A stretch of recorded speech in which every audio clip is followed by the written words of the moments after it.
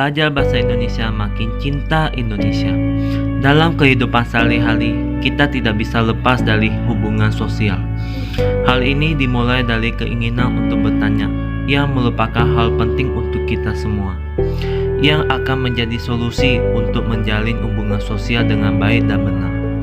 Hal ini juga dapat dilakukan dengan bertanya kepada guru.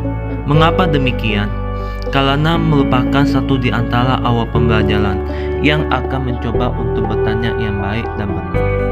Walaupun kita merasa takut atau tidak merasa percaya diri, jangan membiarkan kita ditinggali menuju kesuksesan ataupun mendengarkan perkataan orang lain yang menganggap kita adalah kurang penting ataupun kurang pantas. Agar tidak terjadinya seperti itu, mari kita bisa mencari cara untuk bertanya kepada seseorang yang baik dan benar, supaya dapat dipahami oleh semua orang, khususnya diri kita. Langkah pertama adalah membuat bahan pertanyaanmu terlebih dahulu setelah Anda sudah membaca materi yang saling berkaitan. Banyak hal yang kita dapat untuk membaca materi, seperti di buku mata pelajaran bahasa Indonesia. Namun terkadang kita kurang paham maksud penjelasan materi tersebut. Oleh karena itu, dimulai dengan buatlah pertanyaanmu yang ingin Anda tanyakan, seperti di catatan pribadi ataupun bagaikan selembar kertas, agar tidak lupa apa yang ingin Anda lakukan. Langkah kedua adalah jangan menjadikan hal yang bertele-tele. Setelah Anda menulis pertanyaan tersebut, selalu teliti dan membaca kembali sesuai dengan pertanyaan. Artinya adalah Anda harus memahami juga dengan dirimu sendiri, apakah benar kata-kata yang cocok atau sesuai yang kita harapkan.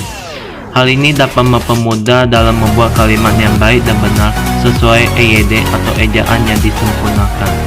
Jika Anda temukan kata yang berulang, sebaiknya dihapus atau diganti kata yang kurang tepat menjadi tepat sesuai dengan pemilihan kata secara efektif dan efisien.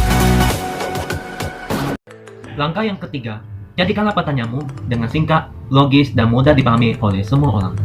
Saat Anda melakukan dengan pertanyaanmu kepada orang yang ingin menjawab, termasuk guru yang bersangkutan, Anda harus perhatikan pada saat berbicara apakah dirinya singkat ataupun masuk akal. Apakah yang saya pertanyaannya ini kurang tepat atau bagaimana? Nah, oleh karena itu, perhatikanlah dengan dirimu sendiri, supaya orang lain juga dapat dipahami oleh yang ingin bertanya. Langkah keempat, melihat kesesuaian kondisi waktu yang ada. Nah, seperti ini contohnya. Pada saat guru menjelaskan, tetapi siswa yang ingin bertanya pada saat ibu menjelaskan, hal tersebut merupakan yang akan membuat tersinggung atau rasanya tidak sopan. Nah, oleh karena itulah, lihatlah waktu pada saat ibu sudah selesai menjelaskan atau ada waktu yang mau bertanya, sehingga kita bisa memberi kesempatan. Langkah kelima adalah keluarkanlah suaramu yang cukup lantang dan jelas. Nah, disinilah dia bahwa kita juga harus memperhatikan intonasi, lafal, maupun nada suara yang kita diperlukan. Karena apa? Karena suara merupakan bagian yang sangat penting supaya dapat didengar oleh semua orang, termasuk juga orang yang ingin menjawab pertanyaan dari diri kita. Langkah terakhir, bersikaplah dengan sopan dan santun kepada orang yang ingin menjawab pertanyaan. Adalah penjelasan mengenai teks prosedur. Jika ada yang kurang paham, silakan bertanya. Ya Pak, maaf saya mau bertanya. Ya listener, terima kasih atas kesempatan untuk waktu yang saya bertanya. Nah, mengapa penegasan ulang ini bukan berupa kesimpulan Pak?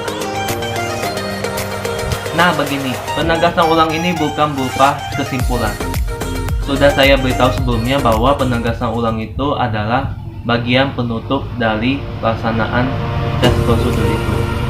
Selain itu juga bisa berupa harapan dan manfaat petunjuk-petunjuk yang diperlukan saja supaya dapat berjalan dengan baik. Contohnya adalah tunjukkanlah sikap dengan rasa semangatmu bahwa Anda pasti bisa untuk melakukan yang lebih baik, dan bersikaplah untuk dewasa. Jadi pahamkan listener? Oh, oke Pak, saya paham. Terima kasih ya. Terima kasih juga listener.